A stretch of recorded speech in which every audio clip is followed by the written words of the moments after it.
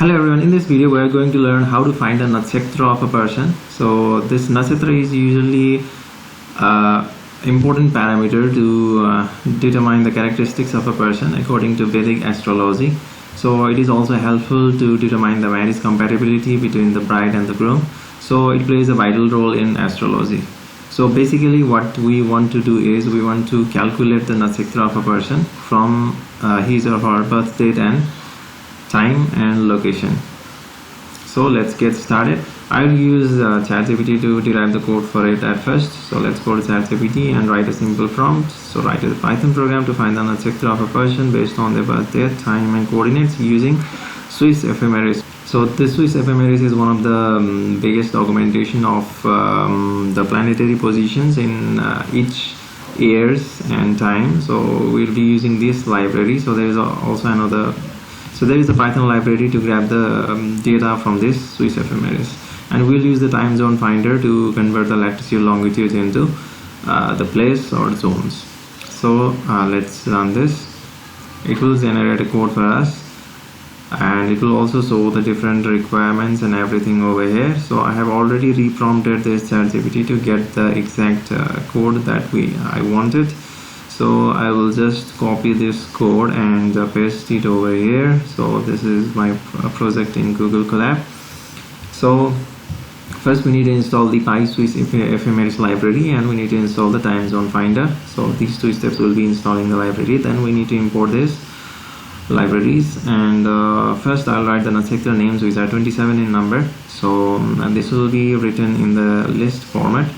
Then first we need to get the time zone from latitudes and longitudes, which is the location. Then this function calculates the nakshetra.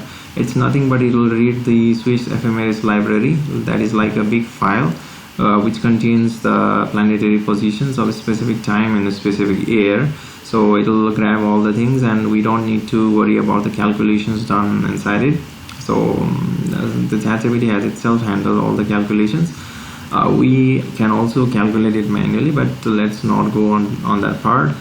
It is somewhat complex, so let's directly know that this will grab the nakshetra. Nakshetra number means the index it will grab, and then we will, after grabbing the index, we will get the respective or corresponding name of the nakshetra. So the uses is we need to first insert the date and time. So date and time meaning this is in AD 1995. I'll be writing my date of birth. So 1995 March 2, and 14 meaning this is 2 p.m. We are going from 0 to 24-hour time scale. So this is 2 p.m. And since my birthplace is Pokhara, so I am putting here 28 latitudes and longitudes of 83. We can just search Google for that. And then first I will find out the time zone using this latitudes and longitudes. Since this time zone will need to calculate the nakshetra, so this function will calculate the nakshetra based on the DT, that is date and time, latitude, longitudes and time zones. So then at last it will print the nakshetra from the nakshetra names index. So let's run this.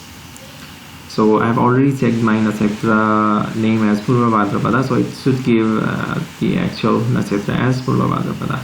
So this is a building block in Vedic astrology. So after finding the nakshetra, we can just use other LLMs to get the result, like the personality details, and the marriage compatibility can also be grabbed from the nakshetra. So this is one of the building block of the personality analysis. So if you find interesting, you can go through this Swiss ephemeris library, and there are some other libraries as well like AstroPy, but this is quite easy to handle.